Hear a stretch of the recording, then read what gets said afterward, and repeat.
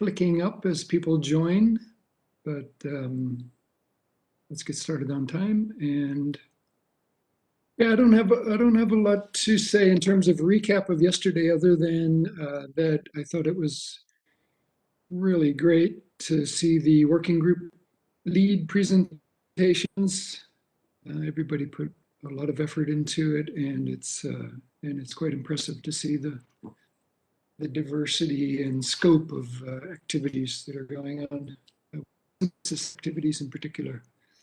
So that was really nice. And then great to hear also from the our various partner organizations and all the interesting work that they have going on. Lots of nice hooks for above projects and principal investigators in terms of linking with management activities.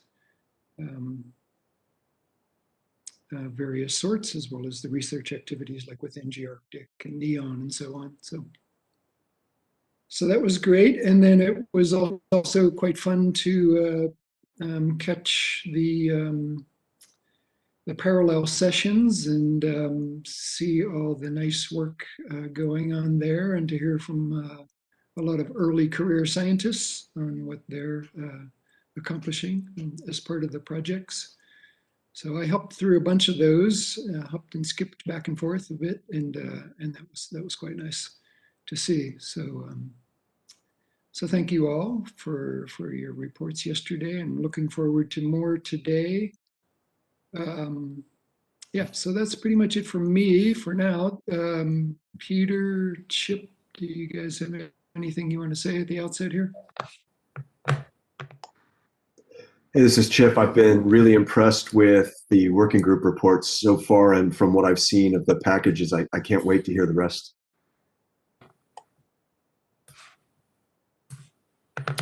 And I just wanted to mention, you'll see an email blast later today that following the consultation with all of our project leads and the partner organizations, we have decided to postpone the L-band SAR flights until 2022 because of continuing COVID-related travel constraints that are interfering with conducting the essential supporting field work. I'd like to thank everybody for their patience and understanding through the process as we've been discussing this. And we look forward to a really exciting airborne campaign in 2022 with both UAV SAR and AVIRIS, and some partner organizations, particularly with AVIRIS.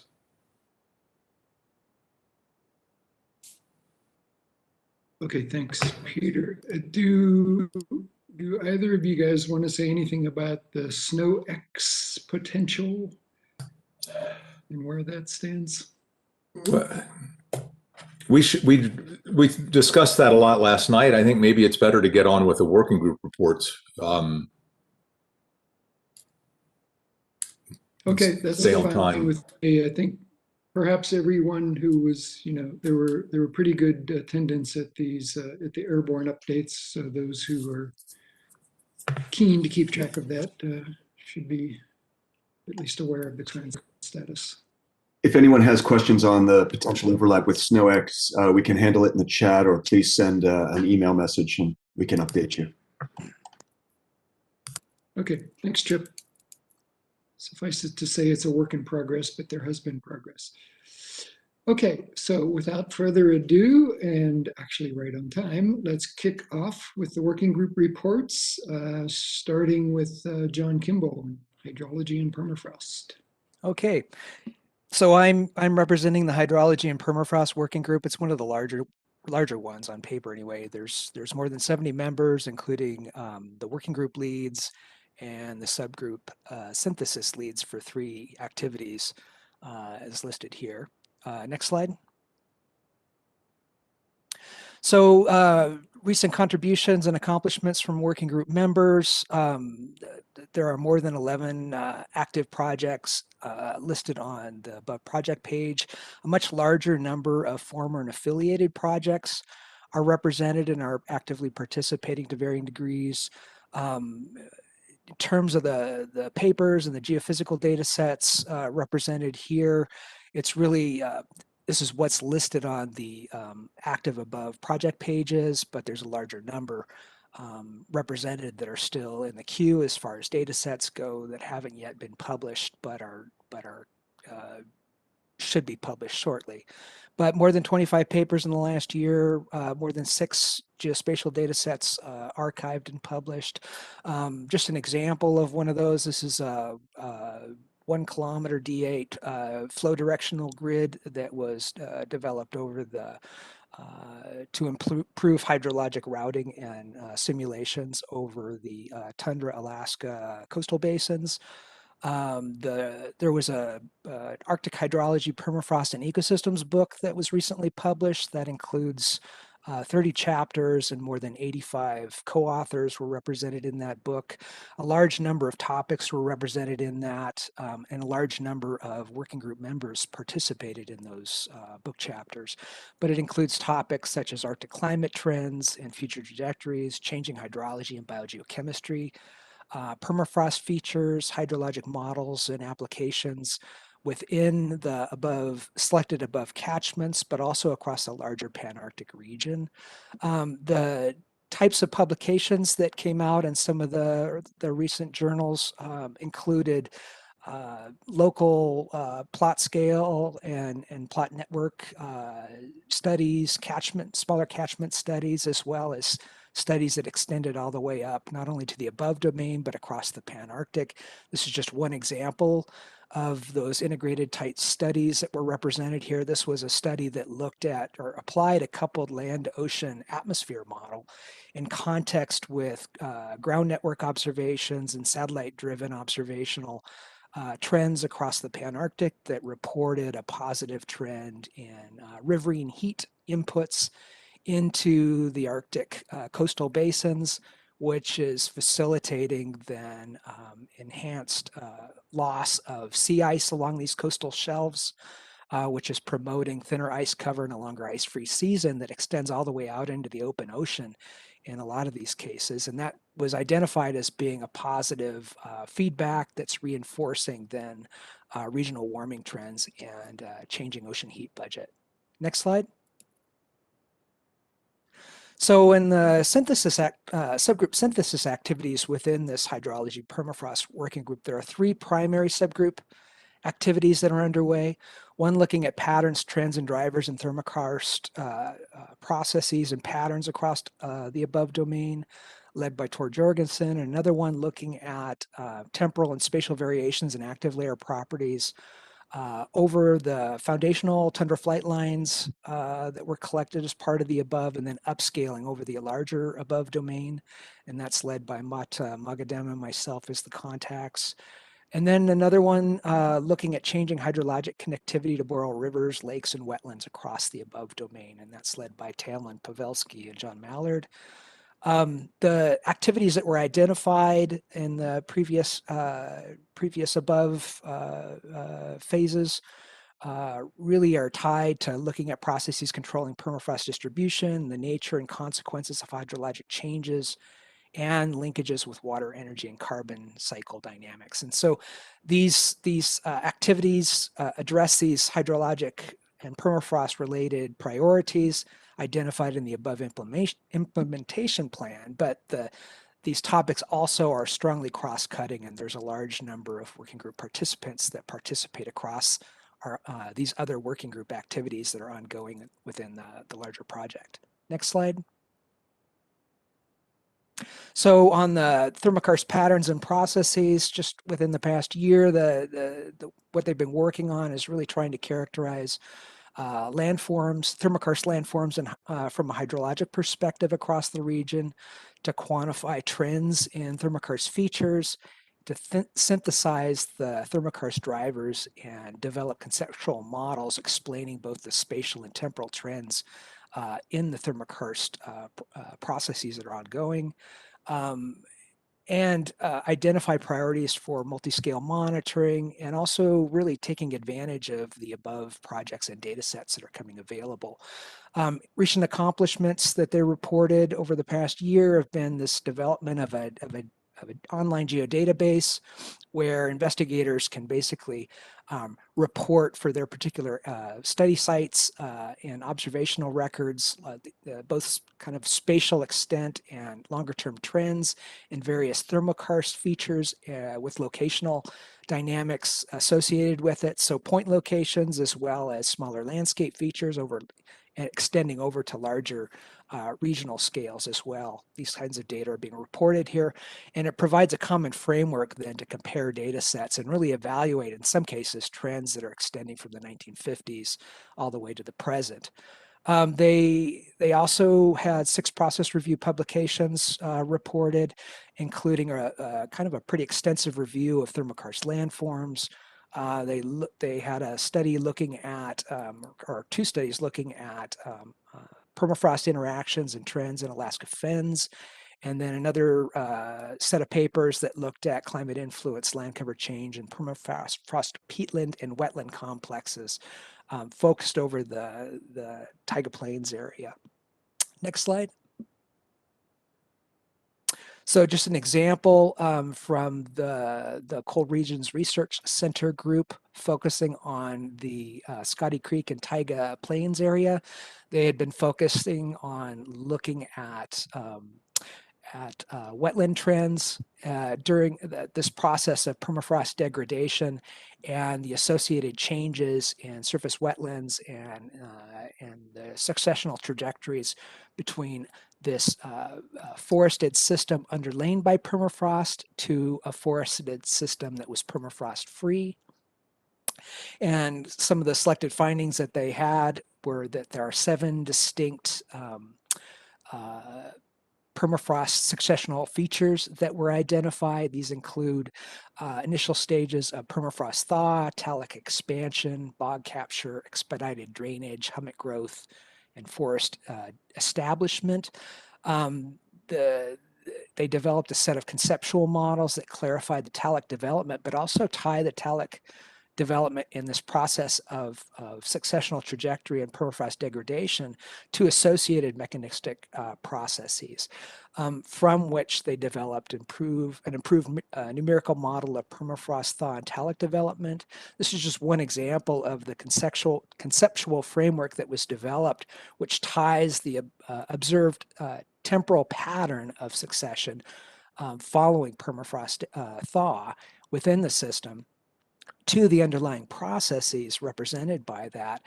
But this particular study by Christine Haynes also identified this process of hummock formation as a key step in the initial recruitment of forest or trees during this process of degradation, which is a precondition then for eventual forest reestablishment in this system. So you're essentially going from permafrost forest to non-permafrost forest over this period. But it's also a unique aspect in terms of this being able to represent not just the temporal trajectory, but also really to explain the spatial patterns across this particular region with the same framework. Next slide. The second activity is looking at active layer properties and upscaling. It's really designed to take advantage of the wealth of L-band and P-band SAR data that have been acquired from these legacy tundra transects that have been acquired initially over a 3-year period here, where they use just the P-band data at this point, but they're trying to identify key drivers and controls that are affecting active layer trends and to develop machine learning-based models that kind of utilize the airborne transect snapshots in context with more detailed ground observations and other geospatial data for empirical upscaling of active layer thickness across the region. And the initial accomplishments that they've reported are they developed an initial set of machine learning models, primarily using random forest regression, to accomplish the active layer upscaling just using the P-band pulsar data. And they developed 30-meter active layer maps across northern Alaska for 2014, 15, and 2017. So the 3 major years of the SAR acquisitions within those regions. And so effectively they used active retrievals and other models, dielectric model for deriving active layer thickness within these airborne transects. And then they use that information as training data for model extrapolation of active layer thickness across the larger domain. They also did a sensitivity study using multiple frequencies of pulsar data, including LP and C-band SAR, and that included LP SAR data from the airborne transects, as well as C-band SAR from Sentinel-1 satellite data, to look at surface vegetation and active layer properties and trends within the anactivic tundra fire recovery. So the post-2007 fire recovery progression was basically examined across this long period from this multi-frequency SAR data. So they had 2 papers. One is currently in review on the anactivic fire recovery effort, and the other one is in the process of being prepared and will be submitted here soon. Next slide. And just a snapshot of some of the results from the active layer upscaling process here. But some of the neat things you can see here, so far, given the framework that they've used, primarily involving tundra sites, they screen out the forest cover, which is shown kind of in green there. And you can see that topography across the larger region is really a key predictor out of about 35 potential predictors tested for the upscaling. But at the finer scales, we see that land cover type and proximity to open water are more influential in explaining the local scale features in the estimated active layer trends. Currently, the sensitivity of the system is really getting down to about 70 centimeters. So one of the next steps they're trying to focus on is to go back and revisit the SAR processing to try to reduce the crosstalk noise and potentially improve the depth sensitivity at P-band, incorporate other models to evaluate differences in performance to try to get at better performance. But so far, they're finding some interesting results here. Next slide. And then the final activity is looking at changing hydrologic connectivity across the above domain. One of the key factors that they focused on here was to do a detailed literature review on studies that have looked at hydrologic connectivity within the region and within the larger Panarctic. And generally what they found is really generally the bulk of studies in the larger Panarctic region are really outside of the above domain, but there's been a significant increase in recent years in above type studies, but most of those studies are focused on limited areas. And so the more mountainous terrain areas are still largely underrepresented within the region, and they're kind of trying to use that information to highlight or make recommendations for potential future research. And they're focusing on a publication on these activities later this summer. Next slide.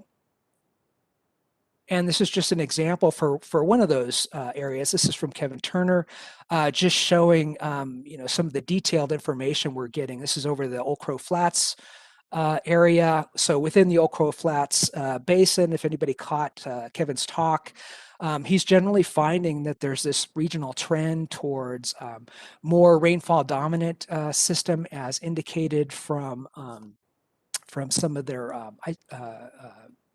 tracer studies, and that this greater rainfall dominance is really promoting permafrost degradation within the region. And for one selected lake, he's showing a time series since the rapid lake drainage that occurred in 2007. And what we're finding here is this pattern of NDVI greening due to colonization and increasing willow cover. So the shrubification of this former lake system, which is driving changes in the surface hydrology and the water chemistry over time. And this significant increase in vegetation cover is really an indicator of what's happening across the larger region as these lakes are responding to draining in these Arctic and subarctic landscapes with actively degrading permafrost. Next slide.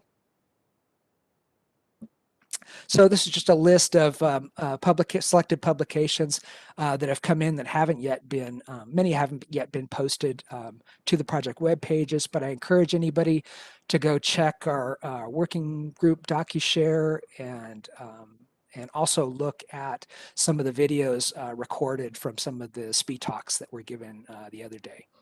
That's it. Great, thank you, John.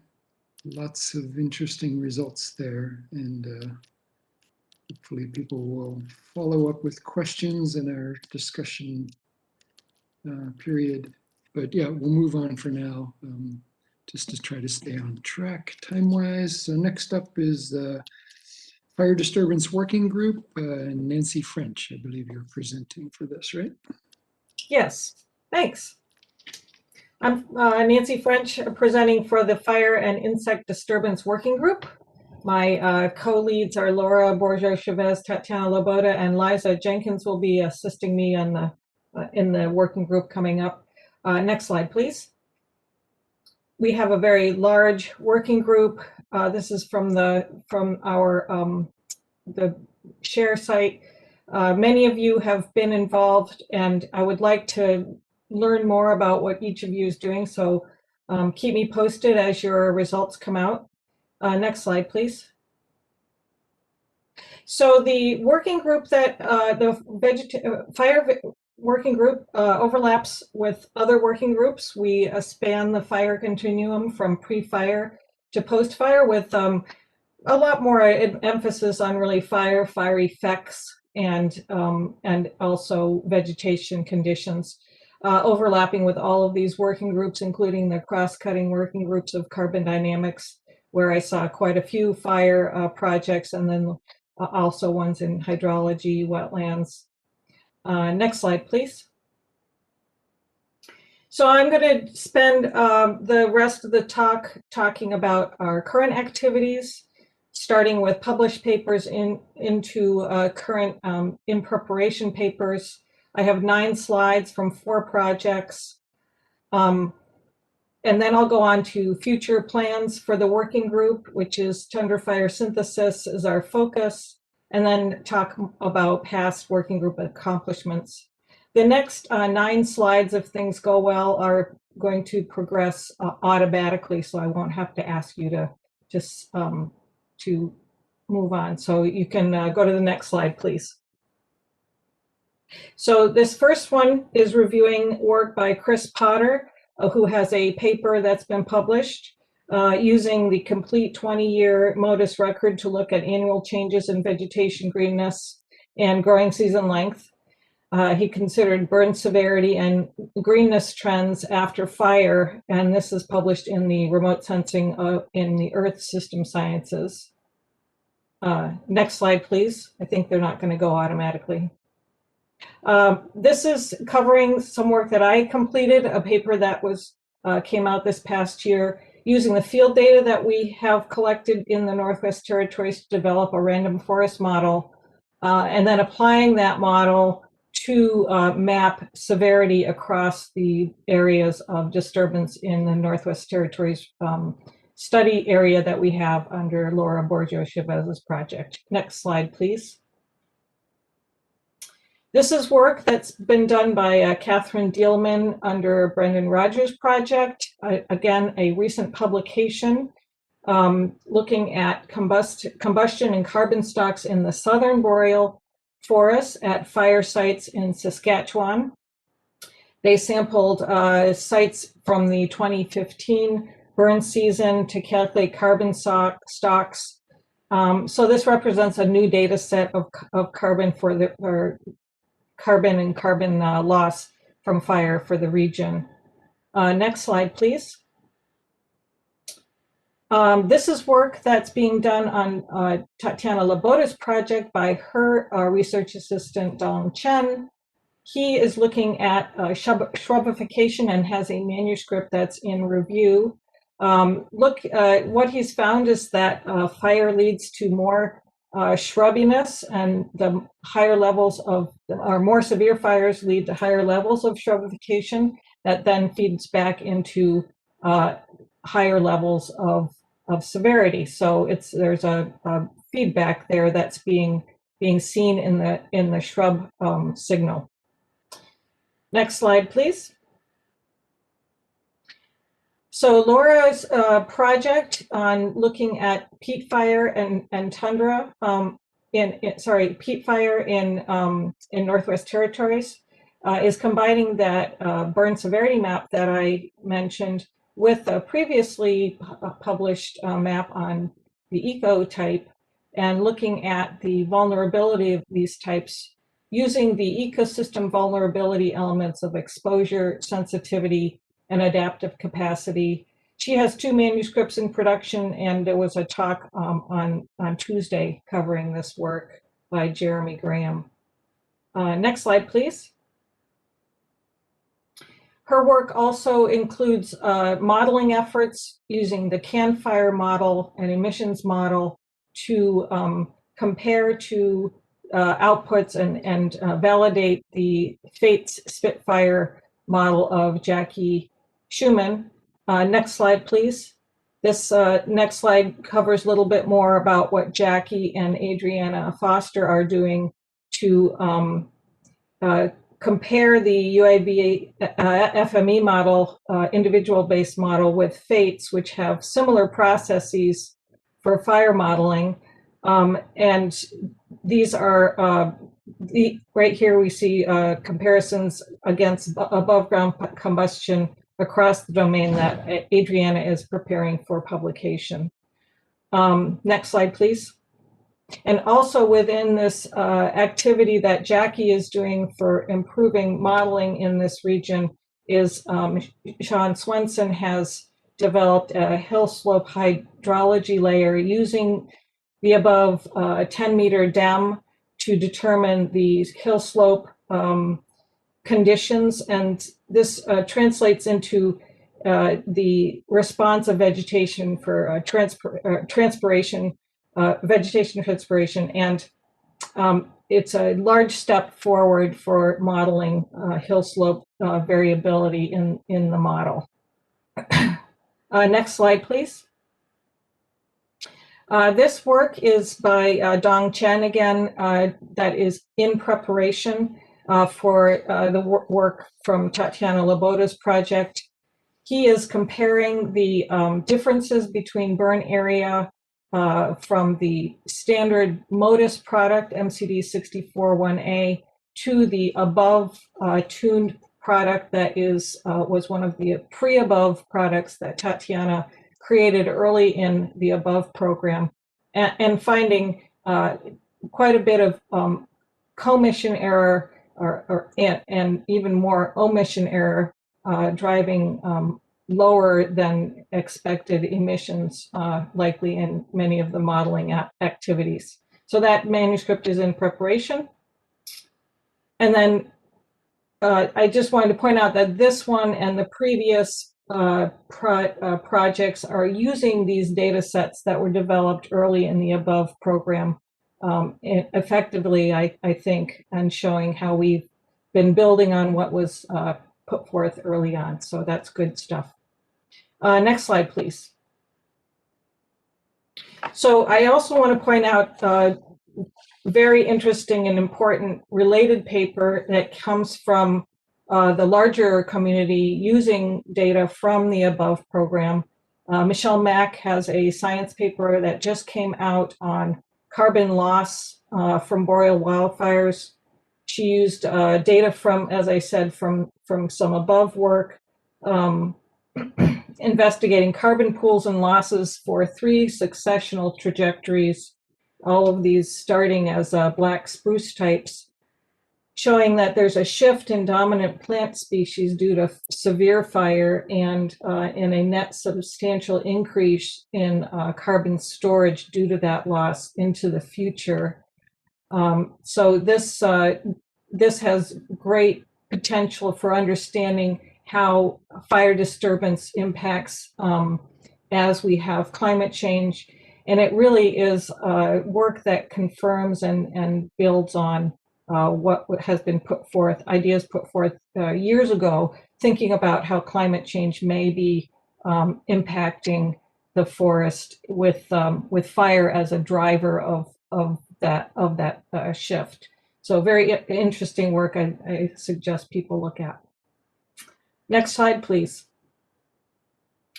So we are rebooting the tundra fire synthesis idea that was brought up at the workshop that was at Northern Arizona University. Michelle and Xanthi Walker hosted us for the disturbance synthesis, and we decided to put off the tundra fire synthesis because there wasn't a lot of data yet.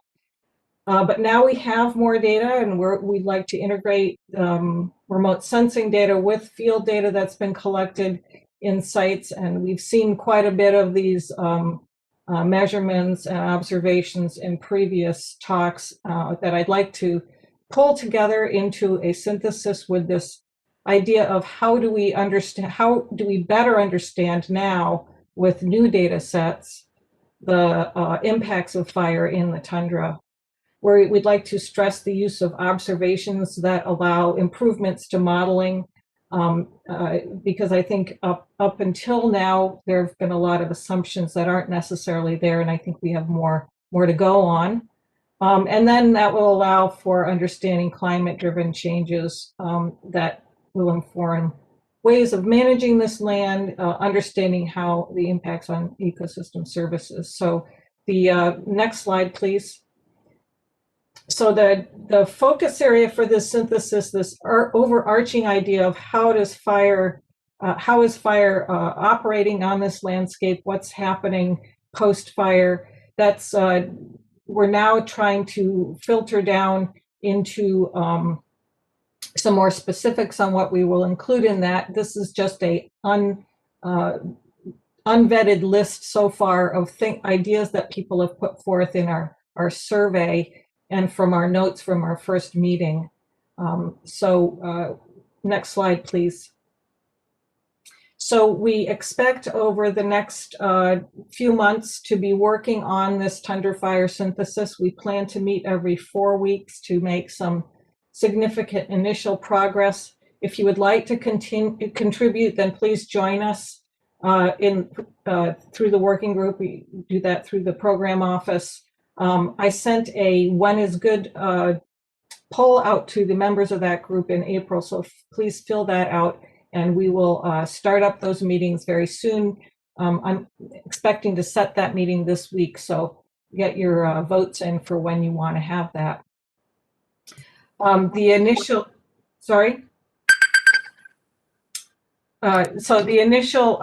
synthesis meeting and the subsequent ones will consist of mini briefings, and we are currently working on really developing the aim and the boundaries of this synthesis activity. And that will hopefully culminate in a workshop that we're thinking of before the year is up. Next slide. I just want to point out accomplishments so far, 2 publications out of the boreal fire combustion synthesis, excellent work by Xanthi Walker and everyone in that activity, and one in prep, and another publication in review by Jen Baltzer looking at the post-fire regeneration work that came out of that synthesis. And one more slide, just as a list of what we have archived data sets related to fire disturbance, and I don't believe that this is even comprehensive because it's hard to get that. So please go on the website, use the data sets that are there, and help us to synthesize the data into the future. So next slide, please.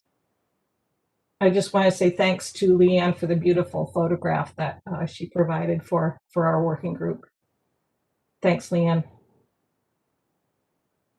Nice. Thank you, Nancy. Yeah, great summary and great to see the tundra combustion synthesis taking off following the boreal combustion synthesis. So, I do want to mention one other thing, and that is we are doing the tender synthesis, but we'll also pay attention to other aspects of fire disturbance. So please let me know if you have other topics that you want to bring to the forefront, and I'll make sure we do that during our meetings as well. okay, Thank great. Thank you. And that's a nice transition to Adriana Foster and the multi-disturbance synthesis activity. Over Great. to you. Thanks. Okay. Yeah, so you can go to the next slide, or I guess start the presentation.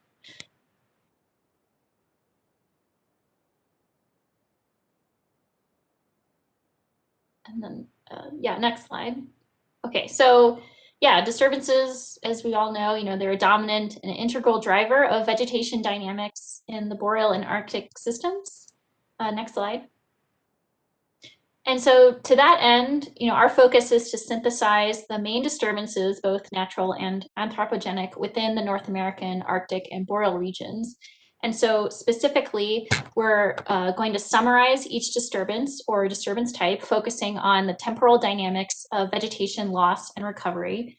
We're also going to be including case studies of each topic or type, where we investigate Landsat-derived trends of loss and recovery.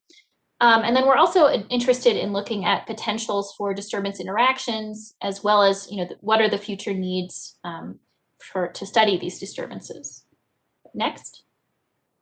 So we have a large range of disturbances that we are investigating, including fire, pests and pathogens, many permafrost and hydrology related disturbances, as well as some anthropogenic disturbances. Next. And so many of these disturbances have the potential to interact. So here is a matrix our group has been working on to summarize these potential disturbance interactions. So here the reds correspond to a positive feedback, whereas the blues are a negative feedback. The white indicates the potential for both positive and negative, and then the gray is either no interaction or it's maybe unknown. And so we can see the drivers are along the x-axis, and then the response would be along the y-axis. And so, for example, we can see that wildfire in the tundra is a strong positive driver of many permafrost-related disturbances like cryoturbation, permafrost degradation, and lake drainage. And so in the future, we're hoping to solicit feedback and updates to this matrix from the larger group. So stay tuned for that. Next. And so we also wanted to describe these disturbances in terms of time and spatial scale. So we wanted to look at the average size, the typical frequency and intensity, as well as the time scale. And all of these data we gathered from literature surveys and our own knowledge. Next. So here's a PCA that we created from these metrics. So we can see that for these 4 metrics, they basically split evenly in terms of the explained variance and in the direction. So with frequency and intensity along the first principal component, and then size and time scale along the second. And so we can also see that a lot of these of the types of disturbances are grouped together. So next. So for our case studies, we're still building many of them, but so far we have quite a few across the above domain. And so we're working on compiling more, especially for the permafrost-related disturbances. And we're also seeing, especially for those, we're missing some in the high Arctic. And then, so for each of these case studies, we're analyzing the Landsat trajectories in NDVI and NDMI, so before, during, and after the disturbance event, to analyze the intensity, the timescale of the disturbance, and then potential recovery following the disturbance. And so I'd just like to walk through a few of these case studies and disturbances that we've analyzed so far. Next. So fire is probably, it's the most well-studied disturbance in the boreal and Arctic domain, both generally and within the above science team. And it's, of course, very impactful, affecting soil conditions, vegetation regrowth, carbon stocks, regional and global climate, as well as human health. Next. So here's a Landsat trajectory for the Little Black River fire, which occurred in 1998 in eastern Alaska. And here we're looking at normalized NDVI and NDMI, so where the data has been normalized to the pre-disturbance mean. And so we can see a sharp decline in NDMI and NDVI, and we actually have this interesting decline before the fire in NDVI, or we're not quite sure what that is from yet. And then we see a slow recovery following the fire. Next. So for pests and pathogens, we broke these into several smaller groups. So broadleaf defoliators, like the aspen leaf miner, needleleaf defoliators, like the spruce budworm, bark beetles, such as the spruce beetle, and then pathogens like root rots and cankers. And so in general, these disturbance agents result in growth reduction and deformation in the case of the defoliators and pathogens, and then tree mortality can occur in all of these cases. Next. And so here is a normalized Landsat trajectory for spruce budworm in the Northwest Territories. So we can see declines leading up to the mapped disturbance, followed by a pretty quick recovery. Next. And then here are trajectories for the spruce beetle and then the mountain pine beetle. And so the signals here are a lot more difficult to discern, especially for NDVI in the spruce beetle on the top. And so this is likely due to the delayed response in the visible range from infestation, though we can see declines in NDMI leading up to the mapped disturbance. Next. And so we have many permafrost-related disturbances, which all impact soil, vegetation type, carbon stocks, hydrology, and climate. Next. So for example, cryoturbation, which is it's the frost-based movement of seasonally frozen materials, and this leads to surficial features such as circles and frost boils, and which are foci for ecological change. And so this disturbance is not really event-based, it occurs annually. And so fast-growing species can quickly colonize these cryoturbated surfaces, especially in the low Arctic. And so we expect a nonlinear interaction with climate change where it will likely decline in warmer areas, resulting in increased vegetation cover, but potentially remain in colder areas where cryoturbation is severe. Next. So here's a trajectory for cryoturbation in northern Alaska. Here we did not normalize the series because there wasn't really an event. We kind of saw it as occurring across the whole time series. And so, in general, we actually see greening throughout this time series and relatively little change in NDMI, though it is quite noisy. Next. And so thaw slumps are another one of our disturbances, and they're rapid thawing and mass wasting along a head wall. So the thawed material is transported by erosion and fluvial transport, and then this disturbance impacts downstream environments as well as terrestrial vegetation. And so these events are predicted to increase in magnitude and frequency with climate change. Next. So here we can see a thaw slump in the northern Yukon that occurred, I guess, until about 2018. And so this disturbance here, it took much longer to occur overall, and then we can see this bounce back following the disturbance. Next. Lake drainage is usually the abrupt loss of water from thermokarst lakes, and the vegetation usually rapidly colonizes this drained area, and this area can then develop new permafrost once the basin has drained. And so the frequency of these events is increasing in key areas, and this has implications for increasing carbon stocks, though the magnitude of this increase regionally is unknown. Next. So here's a Landsat trajectory for a gradually draining and greening basin in northern Alaska. Again, we didn't normalize this because we weren't quite sure where to begin this event. And so while other lakes do drain rapidly, this one seemed to drain much more slowly over time since about 2000. And so we can basically see gradual greening over time in this basin. Next. So we're also interested in investigating anthropogenic disturbances such as oil and gas wells. And so these are in situ extraction infrastructures for oil and gas. A thick mineral fill layer is placed on top of the landscape, and this results in the complete removal of vegetation and compaction of soil and peat. And then this also results in disruption to hydrologic conditions surrounding the well site. Next. So here we can see a normalized trajectory for oil and gas in the Yukon territories. So we can see a very sharp decline in NDVI and NDMI with a slower recovery. Next. And then seismic lines are another of our anthropogenic disturbances. So these are a network of linear clearings cut across wetlands and forests for subsurface oil and gas exploration. So these also involve removal of trees, compaction of the soil, and changes to hydrology. And then here's where recovery is generally poor. And these are actually the largest anthropogenic disturbance across boreal and tundra ecosystems. So for example, we have about 345,000 kilometers of lines in Alberta peatlands alone. So next. And so here we can see a seismic line trajectory in Alberta, which was officially started in 2002. Though we can see the trajectory show declines before. So we do see recovery in NDVI with very slow recovery in NDMI. So this could be potentially picking up signals from the surrounding areas that recovered. Okay, next. So we're interested in seeing how to compare all of these disturbances. And one way we thought of was to compare the disturbance slope. Next. So the slope in our recovery, as well as how many years this initial change in trend took to occur. Next. And then as well as the post-disturbance slope in that vegetation index.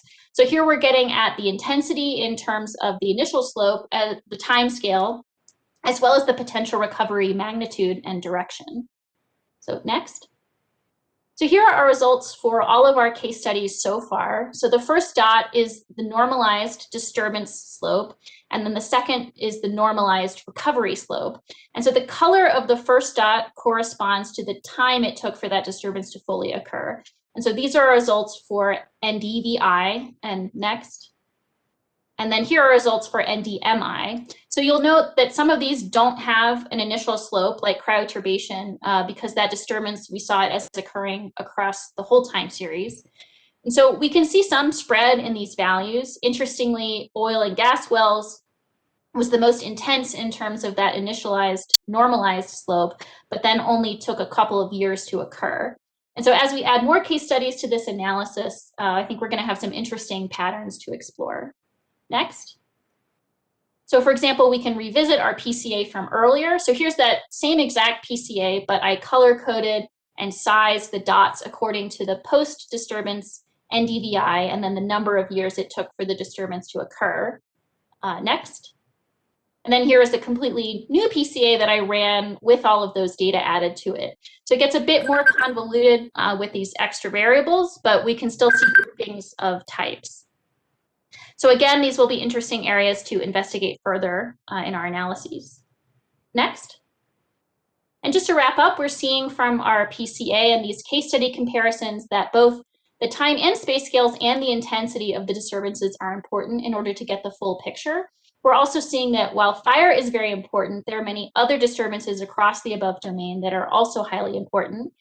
And as these disturbances continue to increase in frequency, intensity, and extent, the possibility for interactions among these disturbances will increase. Next. And so in the future, we plan to finalize our case study locations and analyses. Specifically, we see that we need more permafrost points, especially in the high Arctic.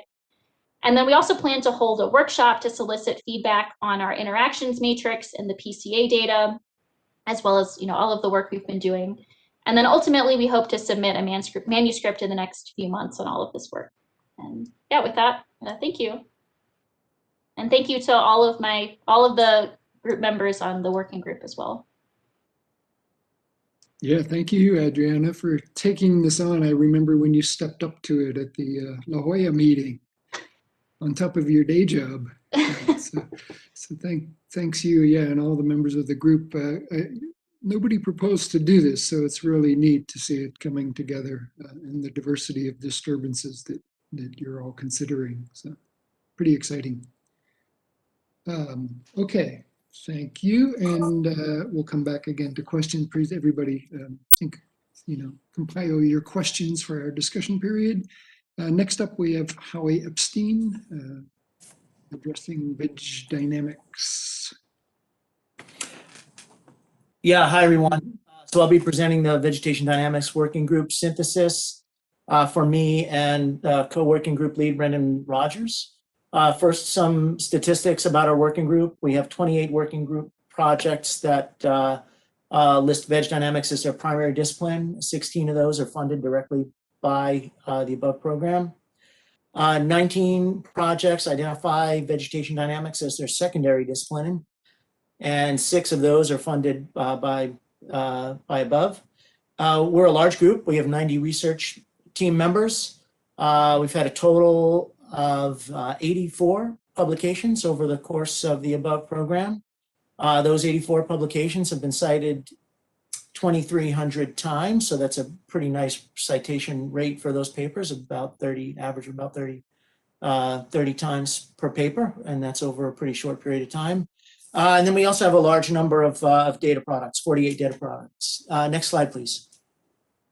Yeah, this just will show you the time series of the publications and data products. You can see that the working group was relatively productive between 2016 and 2020. Good number of publications there, and 2018 was a flurry of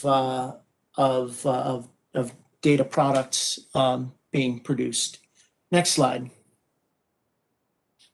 Okay, so with regard to synthesis and some highlights, I'm going to start with the tundra. We're working on a literature synthesis of Arctic tundra greening and browning.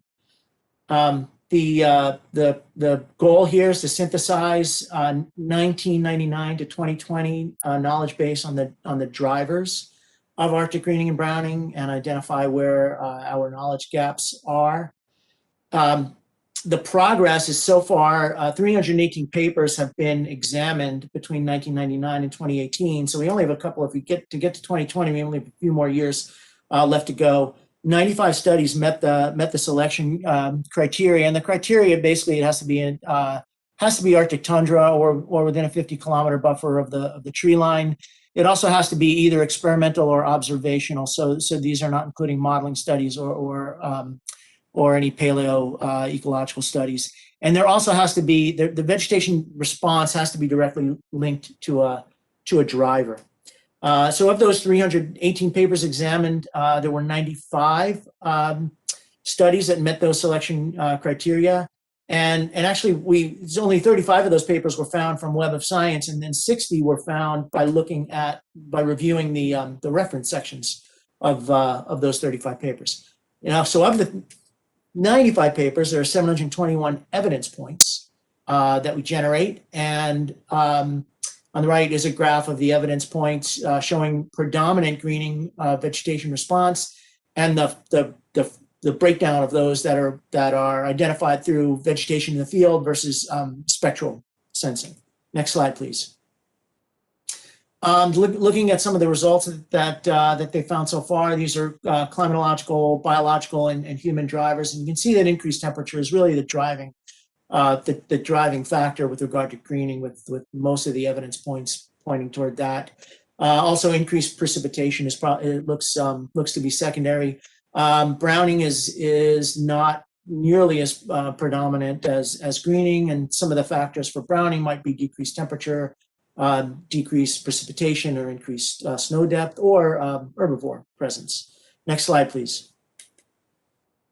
Looking at soil and landscape drivers, the dominant factor here is increased nutrient availability, leading to many evidence points for greening, also increased elevation for greening, and then a variety of other factors. One thing that's interesting is you can see that greening is now essentially, whereas early on in the literature, I think there was a largely riparian areas in terms of greening, and now the literature suggests that greening is across all geomorphological positions. Next slide, please.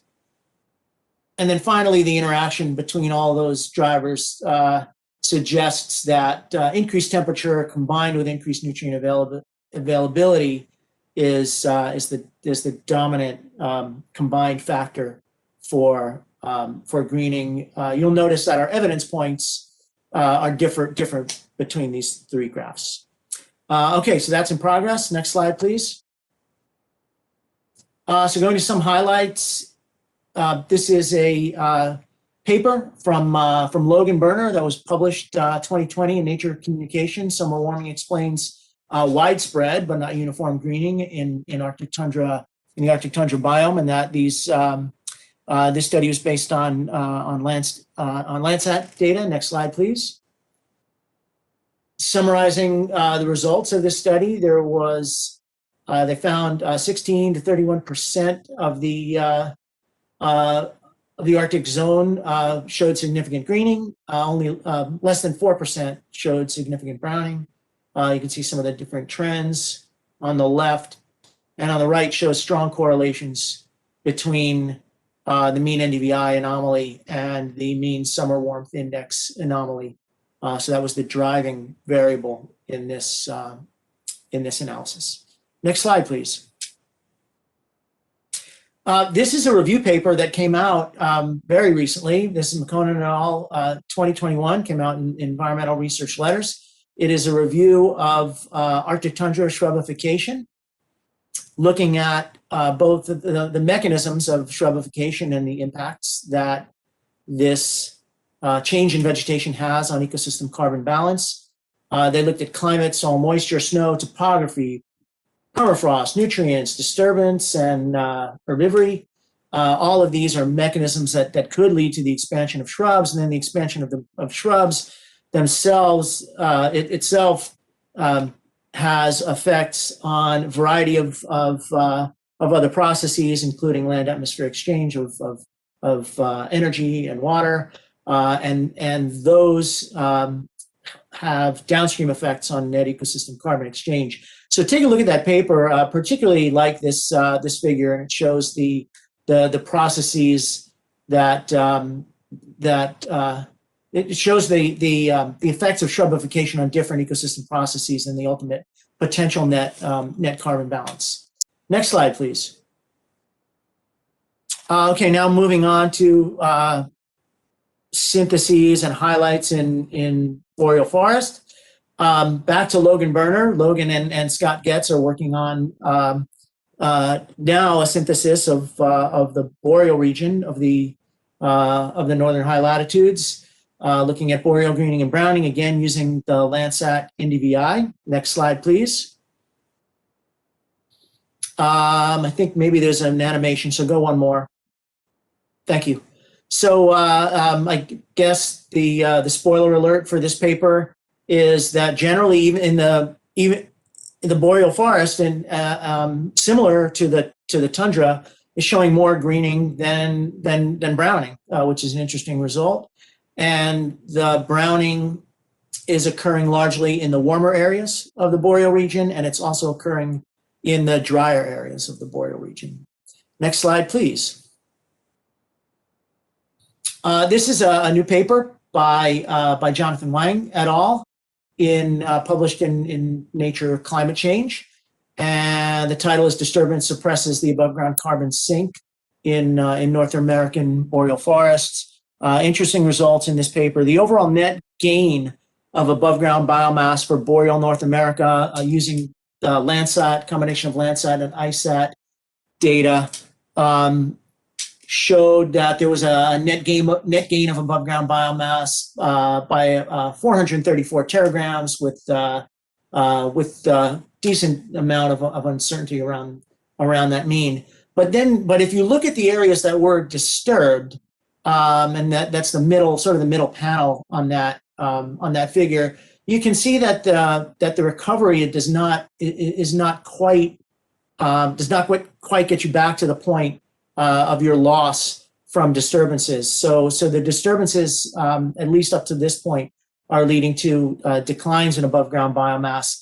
And the thought here is that the above ground biomass dynamics across the region are increasingly being driven by disturbance and the recovery following disturbance, rather than simply climate change or increasing carbon dioxide concentrations. Next slide, please. Chris Potter's work corroborates the results by Wang et al., or maybe it's the other way around. But work by Chris Potter in the Yukon River drainage showed that pixels without breakpoints, essentially that means the pixels that show single directional change, pixels without breakpoints were strongly indicative of greening, and that pixels that either showed negative trends or they had a breakpoint were generally explained by wildfires. So the combination of these two papers shows the potential importance of disturbances in the boreal region on greening browning dynamics. Next slide, please. Okay, paper by Fred Heinrich et al. In ecological applications. This paper sort of spans the tundra taiga ecotone. Canopy reflectance models illustrate varying NDVI responses to change in high latitude ecosystems.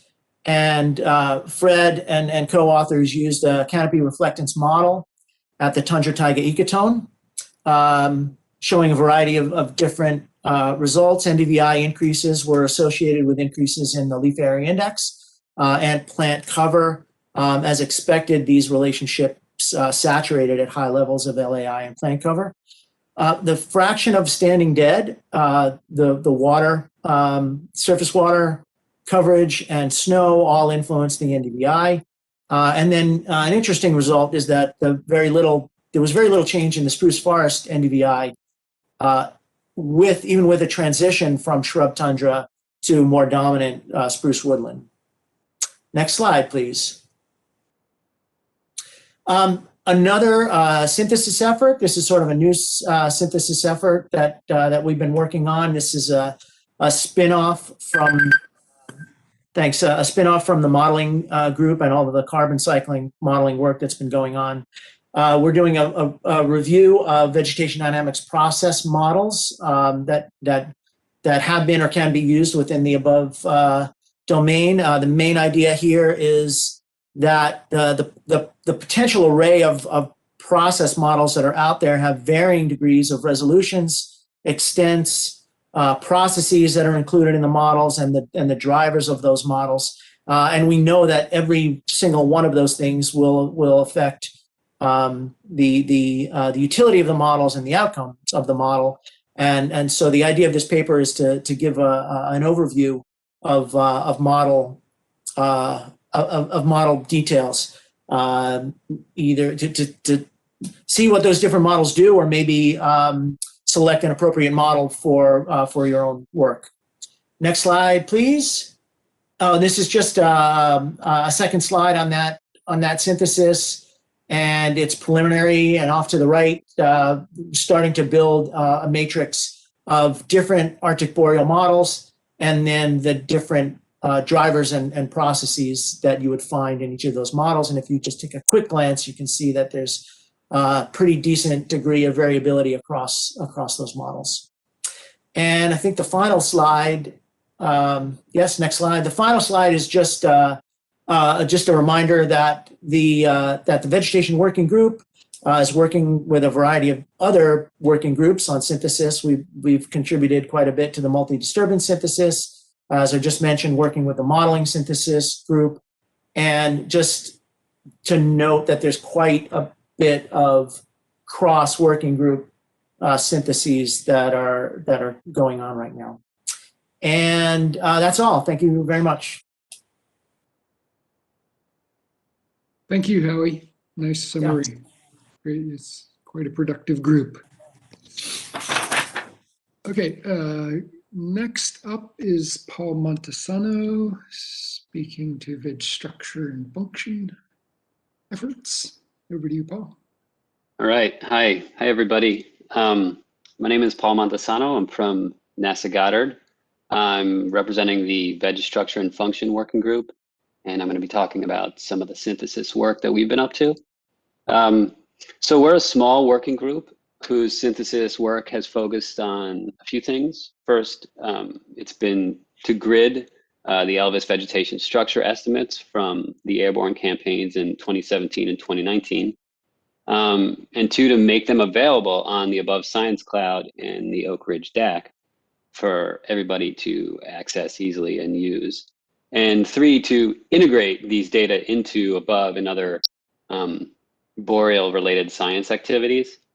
So the overall goal of this is to extend the user base of these data and generate cross-project collaboration and expand our knowledge on generally the horizontal and vertical structure patterns and their change across the broad extent of the boreal. So in this talk, I'm going to briefly review what we've done, sort of refresh people's memories, and then highlight the science that has emerged from our working group activities. Next slide, please. So this is just a bit of review, a summary of the activities that we've done so far. They've included enriching this Elvis data set, adding footprint level canopy cover estimates, and then gridding the Elvis level 2 data, which come as footprints, to analysis ready geotiff raster grids. 3, making the code available in case anybody wants to kind of redo what we've done and tweak it a bit. And then again, staging the data on the Above Science Cloud and the Oak Ridge DAC. So Matt McAnder had a big role in steps 1 and 2, so I'd like to point that out. And again, these are gridded versions of the Elvis facility level 2 geolocated surface elevation and canopy height products that are available at the NSIDC. Next slide, please. So the data's been gridded, that's been done for a while, and it's been at the Above Science Cloud for a while, and people have been accessing it and using it. But they're also going to be available long-term at the Oak Ridge DAC. And so Liz Hoy has been putting in time and a lot of effort to get these data transferred over to the DAC. That transfer is almost done. It's a big process. And she did not know that going into it that these data included over 100,000 files. So that may have been a surprise to her. So what we're talking about are basically 31 grids for each Elvis flight line. All your favorite RH metrics, ground elevation, and a few flavors of canopy cover and complexity and a footprint count. So there's a variety, there's a stack of data to work with. It's a lot of files. Of course, it's never enough data. These data should be at the DAC soon completely, and we'll send out some notification when they're totally ready to be accessed. So thank you, Liz, for making that happen. Next slide, please. So that's sort of a summary of what we've done. But now I'll just summarize a little bit about the science that has used these data. So the Elvis data has been prepared in a way that is supposed to be useful for a number of groups. And so I'll give a few examples about how people are using these data. They generally the use of these data fit into generally 2 categories. So science with estimates within Elvis swaths, and then science with mapped predictions driven by Elvis. Next slide, please. So Tony Feng, who is a PhD student with Laura Duncanson at the University of Maryland, along with David Miner, have been wrangling field estimates of above ground biomass and building empirical AGB models to apply them to these gridded Elvis data on a flight line by flight line basis. The resulting maps are going to help validate biomass maps that are derived from the more sparse but more broadly available ISAT-2 data. And so these maps from the spaceborne data sets are going to be kind of linked with coincident Elvis biomass estimates. And these data are important independence reference. So Laura Duncanson is going to talk more about this project and in particular the biomass modeling component later in the vegetation structure session. So check that out for a little bit more information on this portion of the work. Next slide, please. So the direct Elvis heights and the derived Elvis biomass estimates, they're planning on being used by Amanda Armstrong and her squad to validate the simulations of vegetation structure that she and her team are doing using the Cyborg TTE model. So these estimates are going to corroborate coincident high-resolution simulations of forest structure and constrain predictions in the rates of change of structure at a variety of sites across the above domain. So Elise Heffernan, she's a PhD student at the University of Virginia with Howie Epstein, has a talk on some of this work later on today in the vegetation dynamics session. So her, check out her talk for a little bit more detail of the type of activities that are being done here. Next slide, please. So Pan-Chi Wang, who's a co-I on a NASA grant that's led by Chris Nye and who works with TerraPulse, he has used the archive of the Elvis 2017 data to perform a massive recalibration of the Landsat-based boreal canopy cover data set. So here, Elvis was used to recalibrate this Landsat tree cover model, and this recalibration provided a decrease in the uncertainty of the Landsat-based estimates, basically. This improved the representation of the gradient from sparse to moderate cover. And this recalibration was pretty important for subsequent work that's reported in a paper by Feng et al. That's currently in review. Next slide, please. So this paper by Feng et al., they use the recalibrated Landsat tree canopy cover model I'm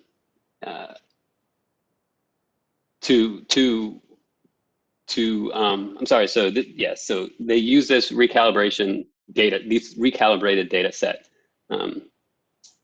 to look at sort of boreal-wide patterns in tree canopy cover across the three decades from 1984 to 2020.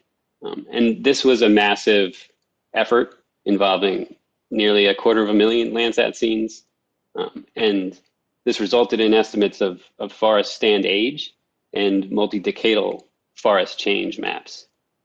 So again, this is a 30-meter resolution wall-to-wall map of tree cover change across the boreal. And it's a consistent assessment of shifts in forest structure across North America and Eurasia. And again, this paper is in review now. And some of the products that have come from this paper are being used in collaboration with some other groups to look at vegetation structure. Next slide, please. So another synthesis activity that has emerged because of the availability of this Elvis archive is wall-to-wall vegetation height mapping.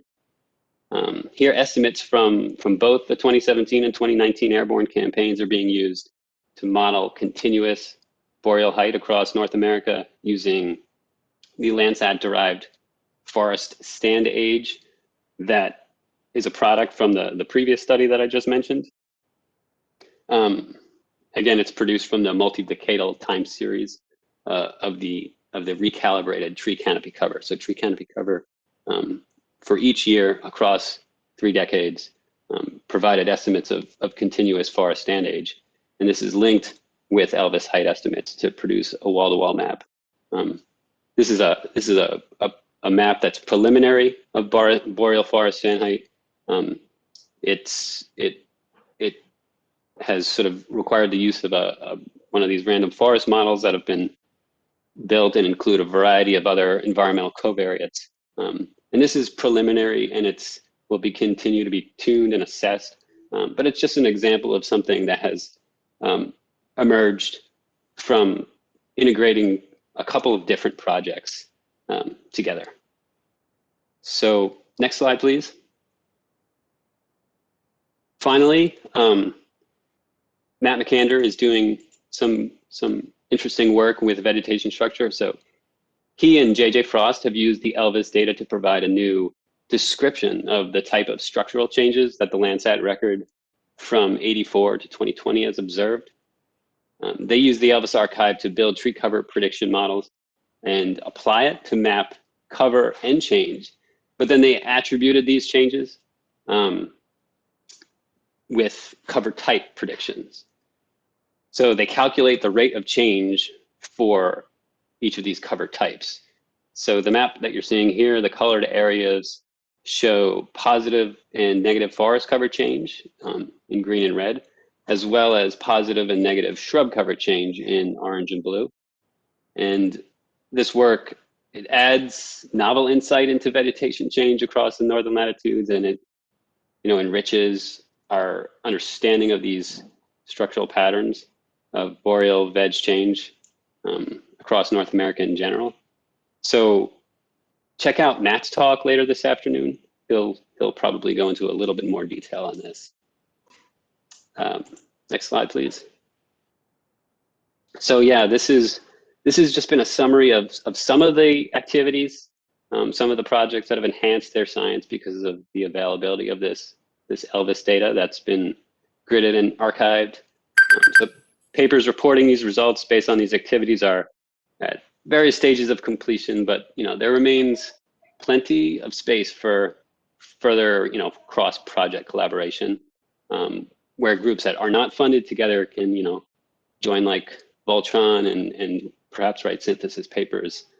So I'd like people to keep that in mind and talk amongst themselves and come to me if there are any kind of ideas that haven't been considered yet. So thank you very much. Thank you, Paul. That was great. Really nice to see all the cool maps and in the really macro scale perspective. It's really nice. I've got some questions on that, and I'm sure others will too, so maybe we'll have time to discuss that. Okay, next up is Fred Humrick on the Spectral Imaging Working Group. Hi, thanks, Scott. So yeah, I'm representing the Spectral Imaging Working Group. I'm the chair along with Peter Nelson. We have about 74 members. It's a very diverse group. A lot of these working groups have had a clear question that they're addressing in the group. Ours is more like we were given a study, an area to look at. And so we've been kind of working on developing ideas that we can pursue within this spectral imaging idea. We're a new group. This is the first time I've addressed the meeting about this group. Spectral imaging is fundamental to above, as it represents the scale, one way of doing the scaling from leaf level all the way up through to satellite level, at utilizing ground measurements, drone measurements, aircraft measurements, and on up to satellite measurements. Next slide, please. So we've identified some areas of interest within this group. One is spectral scaling, to scale from the ground to drones to aircraft to satellite, and looking at processes and analysis techniques and data synthesis approaches. Another one is looking at solar-induced fluorescence. And a third is looking at relating spectral reflectance characteristics to vegetation traits. I'm going to talk about the solar-induced fluorescence studies. Next slide, please. So solar-induced fluorescence is a relatively new and very interesting approach in remote sensing, where we're getting information from chlorophyll fluorescence, and where we're getting, the fluorescence is providing information directly from the photosynthetic machinery within the leaves, and so can provide important information about the physiological status of vegetation and can be related to productivity. And within above, there are a number of investigators looking at SIF at a range of spatial scales. Next slide, please. So here's some measurements from Petra Campbell in my group, looking at leaf level, and leaves in quotation marks there, because we look at mosses and lichens, we don't really have leaves. But she's been examining light response curves for a variety of different vegetation types, as well as looking at the fluorescence emission spectra. And one of the things that's very interesting about this is we've made a lot of measurements of fluorescence emission spectra for a lot of different things, from the tropics and temperate forests. And the variability we see in these components of high latitude landscapes, the lichens, the mosses, the differences between spruce and herbaceous plants make this really interesting in terms of fundamental characteristics of the emission spectra. Next slide, please. And then we can scale up. This is a slide from Zoe Perrott looking at, who is using photospec off of a tower and being able to get time series of fluorescence as well as spectral vegetation indices, and can also use the ability of photospec to direct its view to different types of trees, looking at the difference between spruce and larch and looking at that change over time. Next slide, please. And then here's some work from Andy McGuire looking at scaling up to the next level now, looking at aircraft data, looking at data from the flight campaigns of the CFIS instrument and combining that with the Avarice data, and also then scaling that information up to looking at spaceborne observation from Trompomi and MODIS. Trompomi is a European mission that provides very high resolution spectral data that allows us to calculate fluorescence at the satellite level. Next slide, please. And then furthermore, at the satellite level, this is some work by Joanna Joyner and Yasuko Yashuta. Once again, comparing MODIS and Trompomi data now over all of Alaska and looking at comparisons there.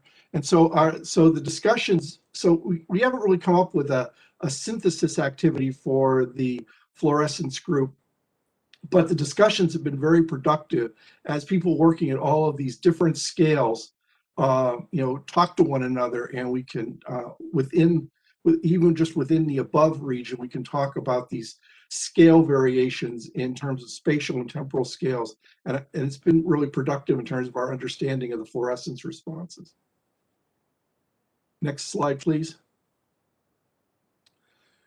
So one of our synthesis activities is we are working on a paper for the upcoming special issue, The Earth in Living Color.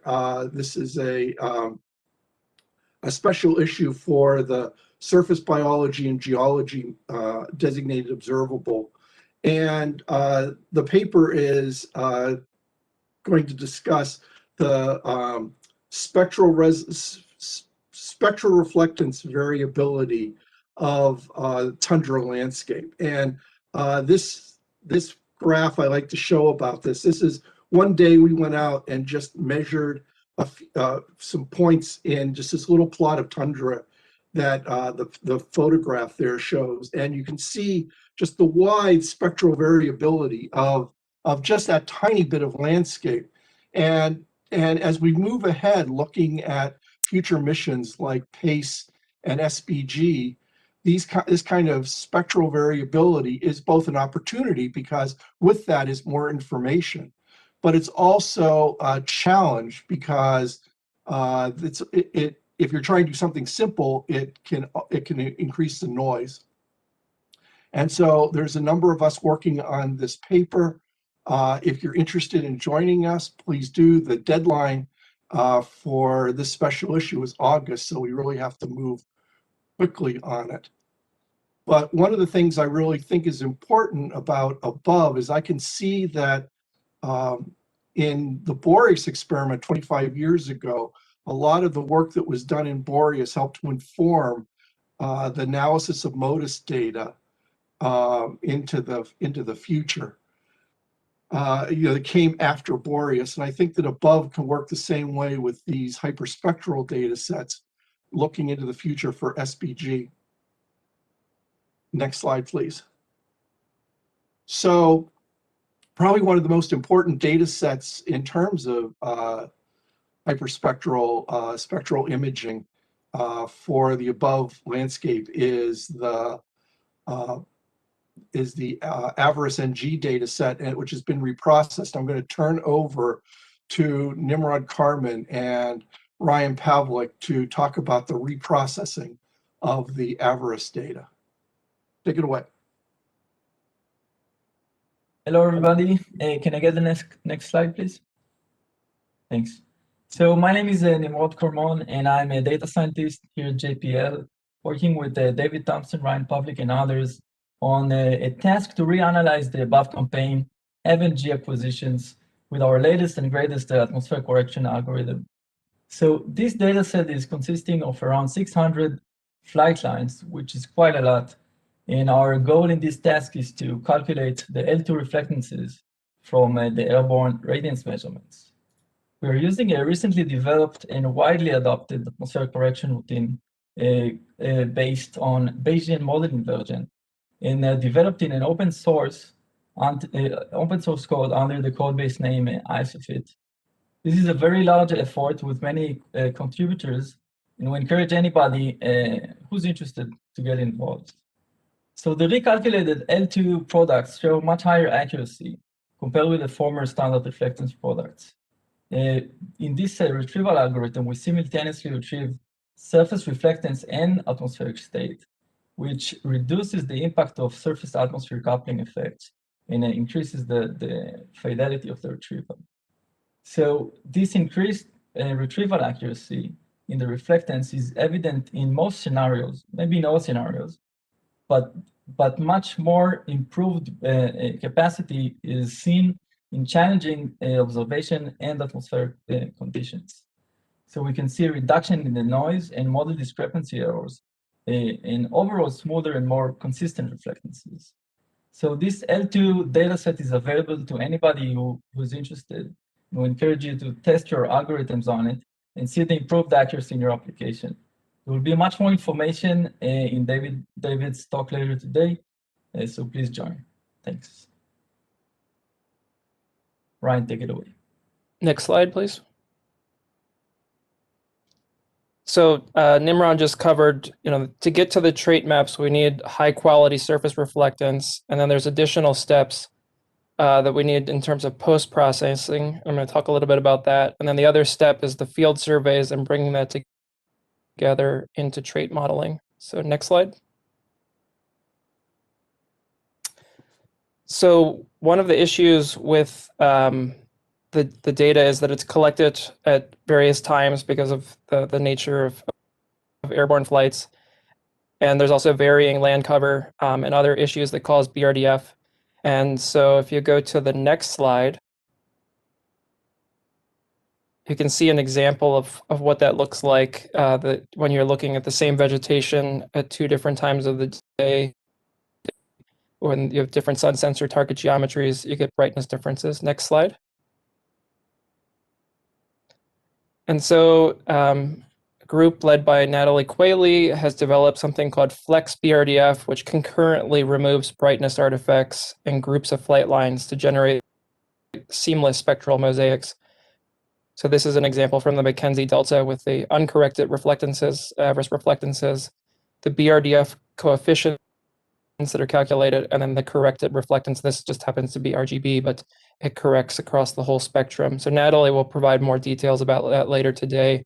And there is a preprint available on eSOAR. Next slide. So we can go to the next slide. So we collected over 246 field plots, collecting foliar trait information last spring. And we're now able to produce these preliminary trait maps for over 30 traits. We need to do more field sampling in 2022 to produce high quality maps across the above domain. Kyle will talk about this more this afternoon. Next slide. So the Flex BRDF and trait modeling and other spectral tools are available on GitHub. The package is called High Tools. So you can have a look at that if it's open source and document it. Next slide. So the status and the outlook, the newer surface reflectance products that Nimrod talked about will be available by early June. The BRDF terrain corrected reflectance product that I mentioned, as well as cloud shadow mask, will be available a few weeks later. We have preliminary trait maps available upon request to above collaborators. So you can contact me or Phil Townsend. And we're going to be doing more sampling next year, and there are meetings planned for the early part of 2022 to make the best use of next year's field campaign. And that's it.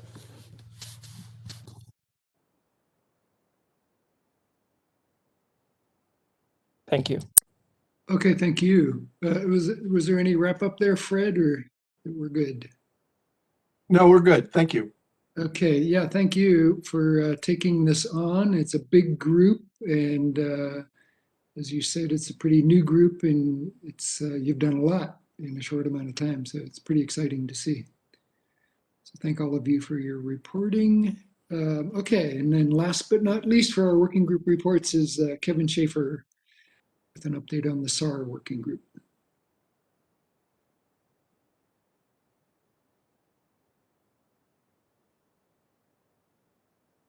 I think you're muted. Hey, over to you, Kevin. Sorry about that. I've been zooming too long, I think. My name is Kevin Schaefer, and I'm going to give a quick status of the SAR working group. This is actually one of the original working groups that we started way back when, and our objective was actually fairly narrow. We wanted to gather as much validation data as we possibly could, because no single team could do it alone. Next slide, please. And I'd like to announce that we actually got a validation data set and we submitted it to Oak Ridge National Lab. And it's a data set that consists of soil moisture and active layer thickness. And we came up with a snappy acronym, SMALT. It's actually, 100 different sites. We got about 30 more sites to go, but right now it's enough to do a lot with.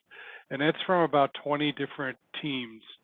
I got a map here of general sites in Alaska. We also have a bunch of sites in Canada, but it didn't have a nice looking map of that, unfortunately. But they're mostly around the Yellowknife area. And the data set consists of roughly 200,000 active layer thickness measurements, and about 16,000 measurements of soil moisture or volumetric water content. And nearly all of those soil moisture measurements are coincident with active layer thickness measurements. And I just showed it's a picture here of some of the techniques that were used.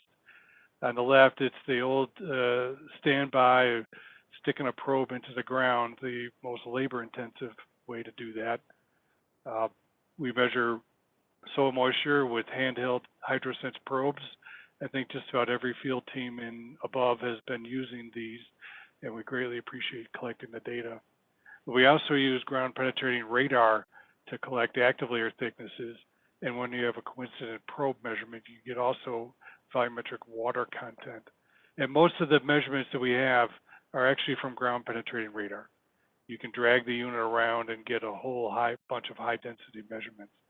But we've also tried different techniques. Right here, we also tried out the dual EM, which is basically measuring resistivity in the soil, which is proportional to water content. Next slide, please. Now, we did analyze this data and wrote a paper on it. And we tried to ask basic question: how does the water content of the soil influence the active layer thickness? And there are some relationships to deduce here. Up on the top left is a kind of histogram of all the volumetric water content and active layer thickness measurements. It's a histogram, so it's really dense because there's a whole bunch of them. But if you take the peak value in every vertical column here and plot that, you get the plot on the right. And here we see a nice tight relationship. It says if you increase the water content in the very top surface soil, you end up with deeper active layers. And this makes sense because if you the surface soil pretty much controls thermal conductivity or the exchange of energy between the atmosphere and the ground. So if you have drier soils, you're going to have shallower active layers because the surface tends to insulate. But if you look at the volumetric water content average throughout the layer, you actually get a different relationship. On the left, lower left, is volumetric water content and active layer thickness as a histogram. And again, if you take the peak values in each vertical column, you get the plot on the right. And we see here that the more water you have, I'll back up a second. This represents the volumetric water content throughout the active layer, from the surface down to the permafrost table. And what this shows is that the more water there is, the shallower the active layers. And what this says is that the latent heat of fusion pretty much controls the overall active layer thickness. So we have two competing effects here. Dry surface soils lead to shallower active layers, and wetter active layers lead to shallower active layers. But we think the latent heat effect actually dominates over the thermal conductivity effect. Next slide, please. Now, also linked to this, the whole purpose of this is to gather data to try to validate the SAR products. And one of the big ones was the Permafrost Data Observatory, which is combining L-band and P-band SAR to estimate active layer thickness and soil moisture. And you'll have to forgive me, this is our group's project, and I'm essentially shamelessly plugging this. But we recently completed all 66 flight lines as shown here and submitted the product to the Oak Ridge DAC. They're going to take some time to process it. But if you want any of these lines for yourself, please contact me. Next slide, please. Now, what we're doing here, when the moisture in the soil freezes in the winter, the water changes to ice and expands, and so the surface heaves up. In the summer, the ice melts into water and the ground subsides. And we use the L-band INSAR to measure this surface heave, and it's about ranges between 1 and 4 centimeters of heave, or seasonal subsidence, excuse me. This tells you how much water froze and melted within the active layer, but doesn't necessarily tell you the vertical distribution of this water. So we use P-band backscatter, which can tell you much more about the water content. We combine both of these in a single retrieval to estimate seasonal substance, active layers thickness, water content, and uncertainties for all parameters. And like I said, version 3 is now available for all 66 lines. And to give you an example of, I'm clicking this myself. Could you, next slide, please.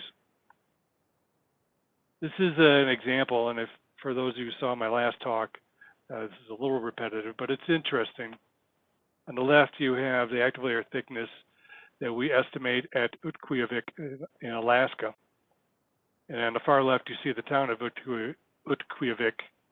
The units here are meters. And on the right, you see the calm site labeled there. This is where they use mechanical probes to measure active layer thickness in a grid year after year. This area has a whole bunch of drained thermokarst lakes, which you can clearly see here. Generally speaking, the active layers were thicker within the lakes themselves than the surrounding tundra. But the exception to this is right around the banks of the drained lakes. The banks tended to have much more gravel and sand, and this reduced the water content of the soil because the gravel takes up volume, and it resulted in shallower active layers. At right is a place familiar with a whole bunch of us, Toolik Lake and the North Slope of Alaska. Here we're measuring volumetric water content in the top 20 centimeters of soil. This corresponds, of course, to our 20 centimeter HydroSense probe depth, and this is at Toolik Lake. You can clearly see the Dalton Highway and the Alaska Pipeline. And generally speaking, you have very moist soils between 80 and 90% because it's very organic, a lot of porosity. They also see some weird red splotches there. It turns out that is actually some problems with noise due to terrain. We corrected a whole bunch of problems in this data set, but we have not come up with a solution for phase. In the interferogram, you get problems with phase when you have sharply changing terrain, basically around mountains. And that's what you see there. Next slide, please. Now I want to talk about stuff that other people are doing relative to using SAR to try to answer some basic scientific questions. And this is one of Laura's, a slide that Laura gave me, and they're studying fire around Yellowknife. And you can see the Great Slave Lake there to the right, and our swaths go, the Becktoe and the Providence swaths are right there. But they also, I say, merge this with the ALOS-2 pulsar, which is also L-band. And you can see very clearly in their patterns of fires, fire scars. And they have a whole bunch of sites around here, and they're measuring soil moisture and active layer thickness among a whole variety of things. But around Yellowknife, our validation data set consists primarily of measurements of active layer thickness and soil moisture from all these 7 sites and more. Next slide, please. Another very interesting application is how to use the backscatter from L-band to measure or guess or estimate methane flux. Essentially what they did is they looked at lakes in the early winter. They used backscatter from pulsar, this is L-band, and they made regressions of SAR backscatter to in situ measurements of methane flux, and then applied this to larger regions. And we see here on the right a map of Alaska, and you see the different letters on that map correspond to the panels on the right. And from this, we could see the methane flux from various lakes. Next slide, please. Another common use for this by several teams actually is land cover classification. And here, this team wanted to look at inundation status, and they're looking at the Athabascan Delta, or PAD. And you can see on the upper right is a little panel showing all the flight lines. I forgot to mention this earlier, but you can see a little pink dot where this flight line is actually located. You can see they have the inundation. They've categorized it in the bar chart on the right in terms of amount of area. Next slide. All right, I'm going to wrap up then. This shows another classification, very cool animation on the left showing inundation as a function of time. And these, you see these 3 dots are different locations. Next slide, please. And this is another wetland mapping. Here they use the backscatter and try to differentiate a whole variety of different wetland types. And these are all in the Great Slave Lake area or near the Peace Athabascan Delta. Next slide, please. All right. I think the point that I really want to make here is that there's a lot of people working using the SAR data and coming up with some very interesting products. And I encourage everyone to reach out to either myself or the people named on these slides, and we can get you some of this data to use for your research. All right, thank you very much. Thank you, Kevin. Great summary, and I think you've earned the right to shamelessly plug your work after all the effort you've put into this, and appreciate the archiving of an extensive amount of data and making it available to the broader science team. That's a huge effort. So much Thank appreciated. you. A whole bunch of people put a whole bunch of effort into making that happen, and I can't name everybody, but I appreciate all their help. Great. Okay. We are surprisingly pretty much on time as far as I can tell. So we do have a bit of time for questions and discussion. And I think I'll just throw it open to who's ever got any questions they would like to address to any of our speakers today. This group of speakers, you can turn your cameras on if you want. Don't have to, but you can.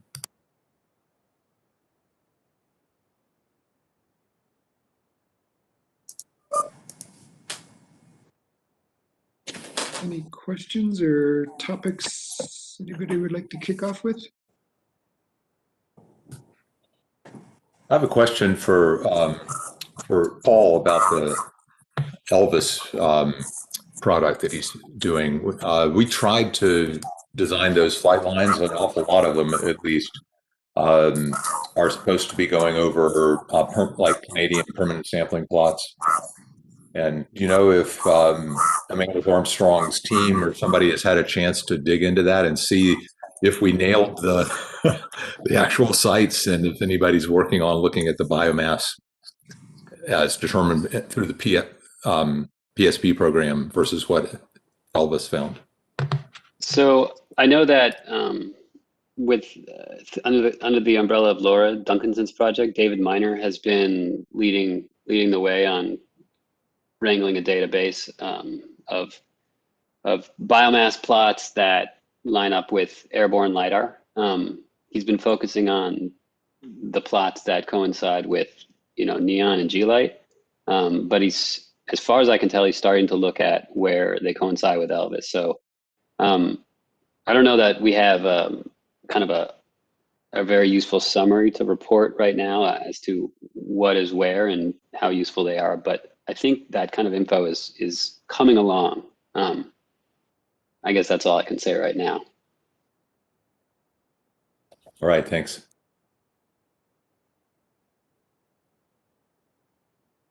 I've got maybe, while others are considering questions, I've got another quick follow-up, Paul, in terms of you showed this stand height map, which is pretty compelling. But I couldn't quite tell if is that a continuous estimate or categorical? Yeah, that's a continuous estimate. And that's kind of a hobby at this point. That's not like a funded activity. But I included it sort of as a way to kind of generate discussion and potential future collaboration. So I don't know, maybe it's a continuous map. Elvis height estimates were basically applied to Landsat stand age estimates at 30-meter resolution. And we produced this preliminary map, and we don't know how good it is yet. That's just sort of what you see is what we have right now. There are different ways to proceed, and I'm happy to talk to anybody who's interested in it. But it is a continuous map. And it's North America for the moment, right? It is. It's North America for the moment. I mean, we could apply the model to Eurasia, but our training is Elvis, right? So if members of the above hierarchy can get Elvis to fly across Russia, that would be great, and we could work something out for you. And just to follow up a little more on that, but your cover estimates were pan-boreal, I believe, and those were also based heavily on Elvis, right? Or were they augmented with other? There was an existing model that New Elvis helped along, but it wasn't built exclusively on Elvis, whereas this height map was built exclusively on Elvis. Needless to say that I think generally estimates in North America are going to be better than estimates of structure are going to be better in North America than they are in Eurasia for a variety of reasons. Okay, great. Thank you. This is Chip, Paul. There should be LiDAR data available in Scandinavia or Russia. Does it have to be Elvis? No, there's a lot of, we know of a lot of Scandinavian LiDAR data. Doesn't have to be Elvis. But the Russian situation is a problem, I guess, that everybody knows of. There's just not a lot of, there's no airborne LiDAR that's available in Russian large forests, Siberian large forests, as far as I know. And that's kind of a big gap in our understanding and our ability to, I guess, make accurate estimates of structure.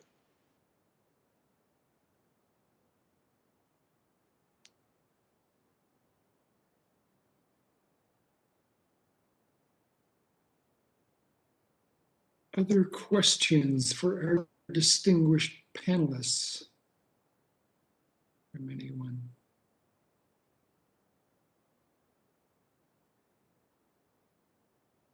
I'm looking in the chat. I'm not seeing any other questions, but This is Chip. Just one more comment to each of the presenters right now. Most of the information that we saw so far seemed to be based on individual sensors. Have there been plans discussed to have multi-sensor analyses? For example, Paul, I know you've done a lot of work on fusing SAR and LiDAR in the past, and that would seem to be a quite powerful technique that we have lots of access to now. So I was actually going to comment on that because that's in part of our project, and we have Paul Sakara who's looking at biomass. So also teasing out the biomass versus the soil moisture using the LiDAR and the, we should coordinate with you, the LiDAR and the UAV SAR. And we're looking at combining LiDAR with the SAR to try to estimate permafrost thickness in the YK Delta. Not done with that yet, though. I have a comment. I think Nayara Pinto and Richard Chen may be integrating SAR and LiDAR data.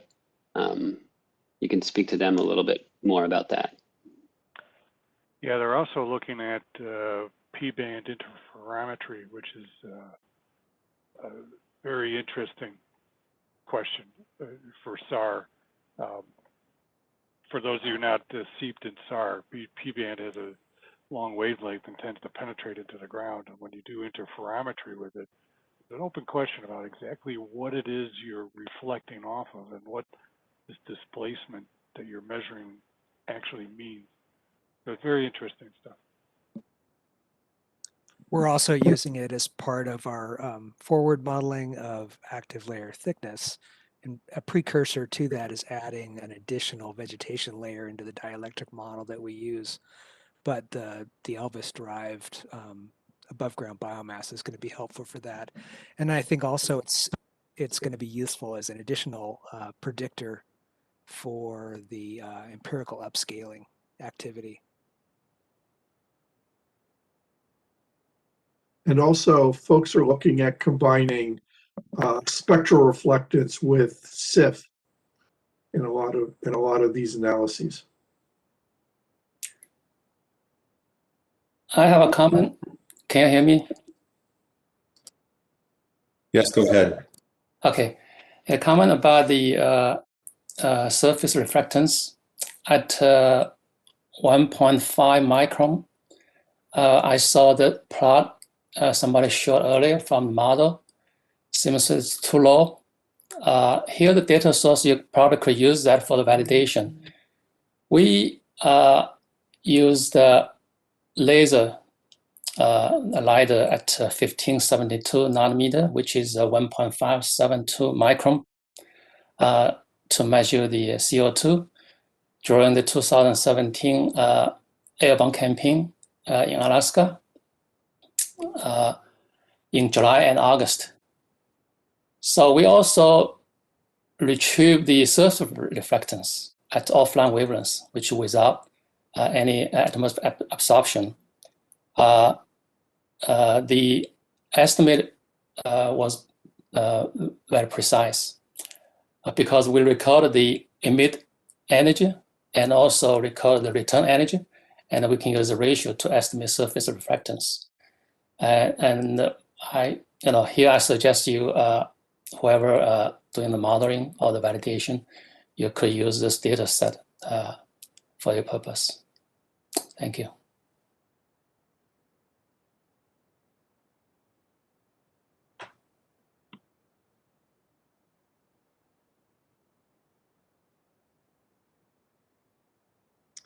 Okay, I think somebody had their hand raised but I don't have that capability for whatever reason. That was the person who just spoke.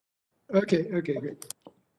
And then I see there are a number of questions and exchanges going on in the chat that maybe are being addressed through the chat. Adriana, did you want to say anything about that exchange? I'm not able to keep up on it, actually. Oh, yeah, I think there was just some confusion about that red on that interactions matrix was positive interaction, whereas I guess normally we color things as red as negative, but I thought it looked more alarming to have all of them be red. So, but yeah. And I guess just to note on that, we will be having a workshop, hopefully sometime this summer, soliciting feedback on those interactions and how we saw them. So definitely stay tuned for that, because we'd really appreciate getting everyone's feedback on that. So you would announce that to the multi-disturbance working group list? Yes, and I can also send out maybe to the larger group if people feel like people outside of the working group might be interested in joining. So, sure. Yeah, let us know. It may be that we could distribute it more broadly, or just by people being on the call and seeing what you're doing today, there may be some more interest generated in joining that group. Yeah, there are a lot of people are on the listserv. We've been kind of working internally to get a lot of this case study analyses ironed out. So we're hoping to solicit the larger working group listserv soon.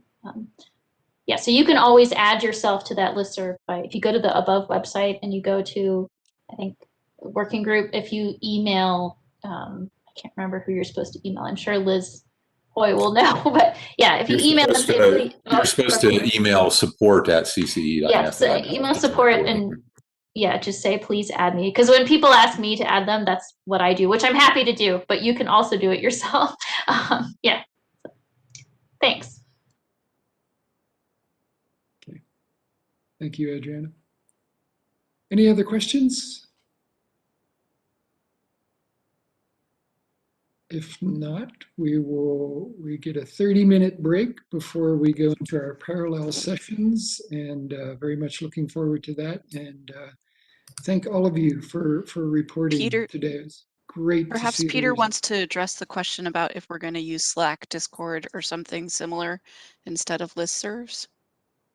No, I was going to do it in the chat, but the brief version is that NASA still sees Slack as a significant data breach, and there are very limited circumstances in which we're allowed to use it. A long and boring IT security discussion. Maybe we shouldn't bring this up, but Jedi Science Team has been getting away with it. They do it by having a university host it. Okay, right. So we can talk about it at a leadership call if you want, Scott. I think it's going to be a little tedious for the science team meeting. Yeah. But I did want to say that we're going to open the breakout rooms in 5 minutes or so, and people can move into the breakout whenever you're back from the break. But do be back promptly at 30 minutes after the hour, so that all the parallel sessions can start on time. And I won't be able to walk through the halls ringing a bell or anything like that in this case. So. Okay, great. Thank you, Peter. Thank you all, and we'll see you in half an hour. Looking forward to it.